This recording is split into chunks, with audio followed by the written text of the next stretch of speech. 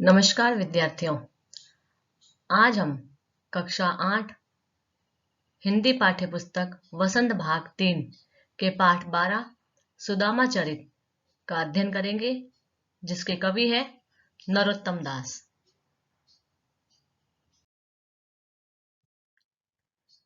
सबसे पहले कविता का मूल भाव। सुदामा द्वारा अपने मित्र श्री कृष्ण से कुछ मदद की आशा में द्वारका पहुंचना और द्वारपाल द्वारा इसकी सूचना श्री कृष्ण को देना। सुदामा की दीन दशा देखकर श्री कृष्ण का दुखी होना और आंसुओं से सुदामा के पैर धोना। श्री कृष्ण द्वारा सुदामा की पोटली में भाभी यानी कि सुदामा की पत्नी द्वारा प्रेम पूर्वक दिए गए चावलों को सुदामा से पाने की कोशिश करना। द्वारिका से खाली हाथ विदाई पर सुदामा द्वारा मन ही मन श्री कृष्ण पर खींचना। अपने गांव लौटने पर द्वारिका जैसा वैभव, धन संपदा, महल, हाथी, घोड़े देखकर सुदामा का भ्रम में पड़ जाना। श्री कृष्ण द्वारा सुदामा को भी स्वयं जैसा संपन्न बना देना और सुदामा द्वारा श्री कृष्ण की महिमा का बखान इस कविता के अंतर्गत कवि नरोत्तम दास द्वारा किया गया है।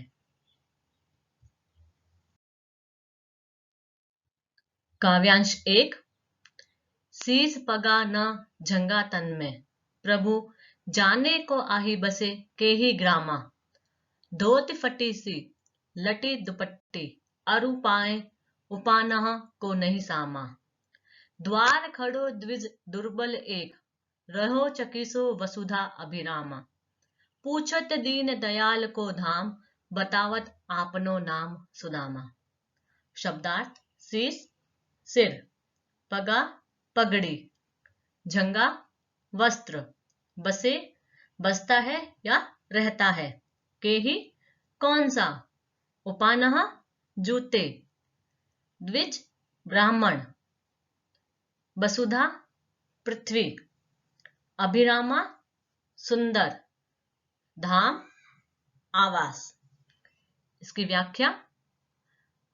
सुदामा अपने बचपन के मित्र श्री कृष्ण से कुछ मदद की आशा में फतेहाल द्वारका पहुंचते हैं तो वहां की चकाचौंध देखकर आश्चर्यचकित हो जाते हैं।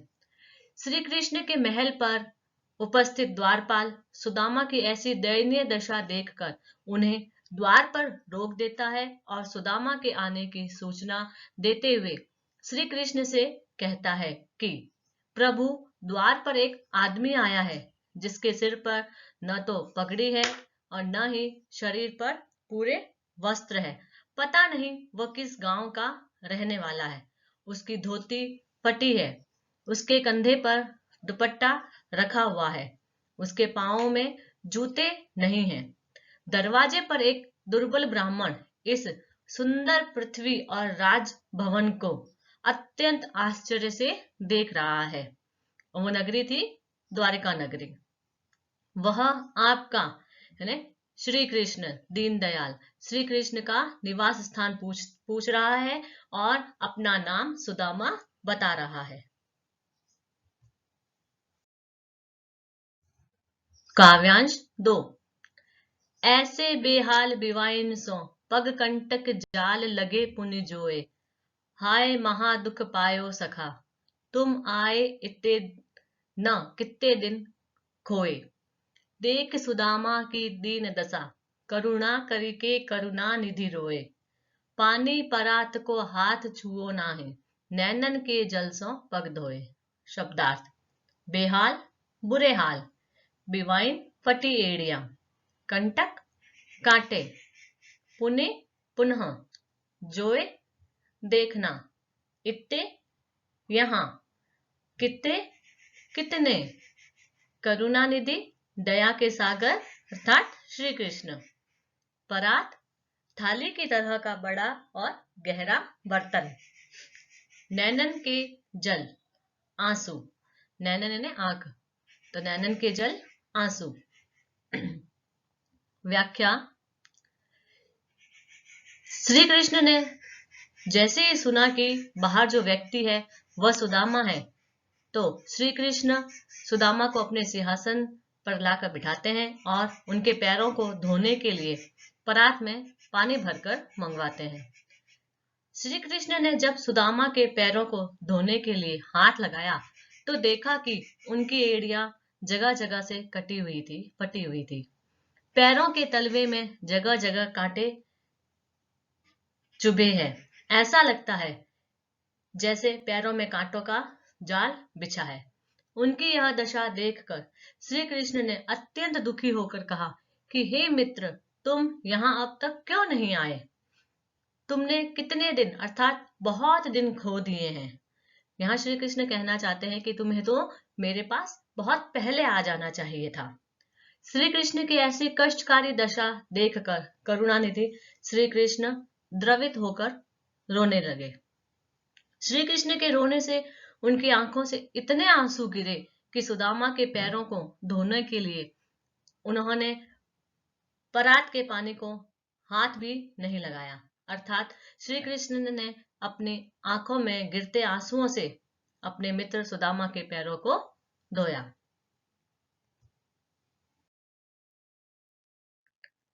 काव्यांश 3।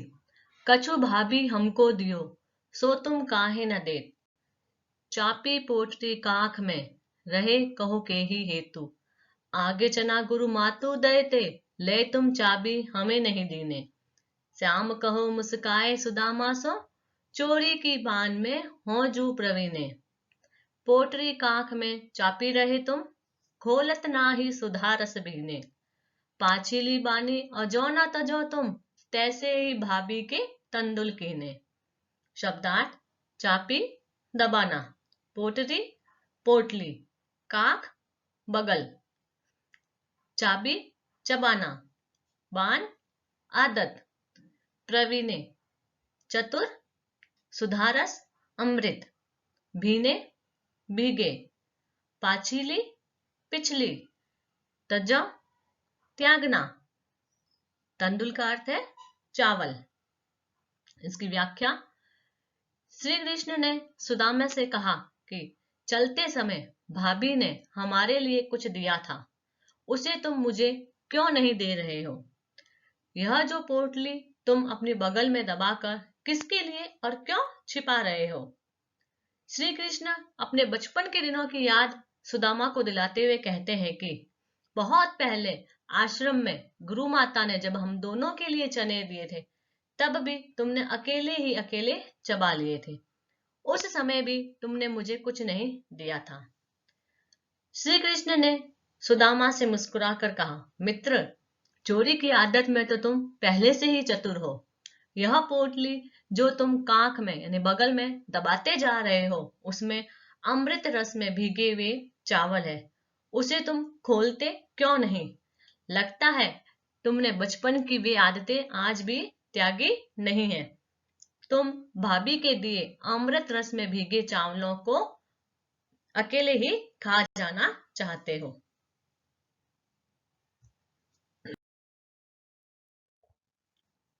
काव्यांश 4। वह पुलकनी वह उठी मिलनी, वह आदर की बात। वह पटवनी गोपाल की, कछु ना जानी जात। घर घर कर ओडत फिरे, तनक दही के काज। कहाँ भयो जो अब भयो, हरि को राज समाज। हो तो आवत नाही हूँ तो, वाही पठायो ठेली। अब कहियो समझाओ के, बहुधन धरो सकेली। शब्दार्थ: पुलकनी खुशी, पटवनी विदाई, जात जाति, कर का अर्थ है हाथ, ओढ़त फैलाना, भयो हुआ, पठयो भेजा, ठेली बलपूर्वक या जबरदस्ती, धरो रखना, सकेली का अर्थ है संभाल कर। सुदामा अपने गांव जाते समय यह सोच रहे हैं कि श्री कृष्ण उसे देखकर बहुत खुश हुए। वे खुद उनसे मिलने आए, द्वारिका में उनके आदर सत्कार में कोई कमी न की। मगर जब मेरी विदाई का समय आया तो उन्होंने मुझे कुछ भी नहीं दिया। उन्होंने मेरी जाति का विचार भी नहीं किया। अर्थात उन्होंने यह भी नहीं सोचा कि किसी ब्राह्मण को खाली हाथ नहीं जाने देना चाहिए। इस काव्यांश में सुदामा श्री कृष्ण से मिलकर जब वापस अपने गांव जा रहे थे तो वो ये सब बातें मार्ग में सोचते हुए जा रहे थे।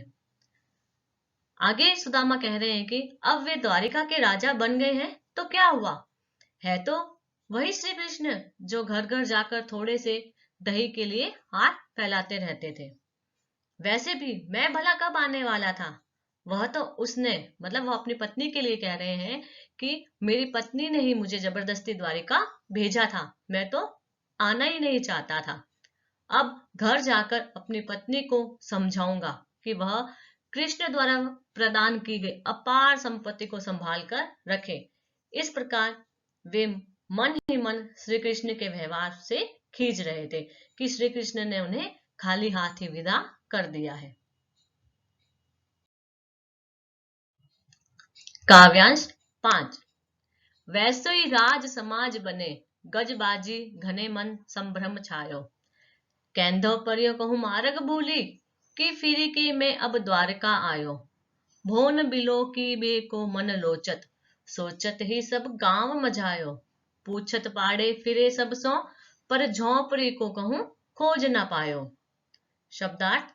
गज का अर्थ है हाथी, बाजी घोड़े, घने गहरा, संभ्रम भ्रम, कैंधो कि, मार्ग मार्ग या रास्ता, भवन महल, बिलोकी भी देखना, लोचत ललचाना, मझायो बीच में, पाड़े सुदामा पांडे। जब सुदामा अपने गांव लौटते हैं तो वो देखते हैं कि उनका गांव है वो बिल्कुल द्वारिका नगरी जैसा हो गया है, तो उन्हें भ्रम हो जाता है और उसी भ्रम का चित्रण इस काव्यांश में किया गया है। अपने गांव लौटने पर द्वारिका जैसा वैभव, धन संपदा, महल, हाथी घोड़े देखकर सुदामा भ्रम में पड़ गए। वे सोचने लगे कि कहीं वे रास्ता तो नहीं भूल गए हैं, या फिर वे घुमा फिरा कर वापस द्वारिका तो नहीं पहुंच गए हैं। उनका मन इन सुंदर भवनों को देखकर ललचा रहा था। यह सब सोचते हुए वे सारे गांव में घूमते फिर रहे हैं।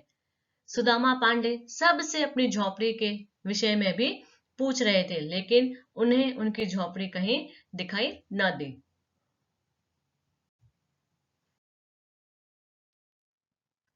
काव्यांश 6। के वह टूटी सी छानी हती, कह कंचन के अब धाम सुहावत। के पग में पनही न हती, कह ले गज राजहु ठाडे महावत। भूमि कठोर पे रात कटे, कह कोमल सेज पे नींद न आवत। के जुरतो नहीं कोदो सवा, प्रभु के प्रताप ते दाख न भावत। शब्दार्थ। छाने झोपड़ी, कंचन स्वर्ण या सोना, सुहावत सुशोभित, पनही जूते, गजराजहु हाथी, ठाडे खड़े, कोदो सवा सस्ते मोटे अन्न, प्रताप कृपा, दाख किशमिश आदि सूखे मेवे। व्याख्या। सुदामा अब तक गरीबी में जीवन गुजार रहे थे, किंतु द्वारिका से लौटने के पश्चात उनकी स्थिति बदल चुकी है। श्री कृष्ण ने उन्हें भी स्वयं जैसा संपन्न बना दिया। टूटी झोपड़ी की जगह आज सुदामा के पास स्वर्ण महल है। कल तक जूतियों के बिना नंगे पांव रहने वाले सुदामा के द्वार पर आज हाथी लिए महावत खड़ा है। कल तक जो कठोर धरती पर यूं ही सोने को विवश थे, आज उन्हें कोमल बिस्तर पर नींद नहीं आ रही है। अब तक किसी प्रकार सस्ते मोटे अन्न के सहारे जीवन काटने वाले सुदामा के पास आज श्री कृष्ण की कृपा से किशमिश आदि सूखे मेवों की कमी न थी, और उन्हें वे भी अच्छे नहीं लग रहे थे, क्योंकि श्री कृष्ण की कृपा दृष्टि से उनकी आंखों की से नींद गायब हो गई थी। वे श्री कृष्ण की इस अपरोक्ष सहायता से अचंभित थे, आश्चर्यचकित थे।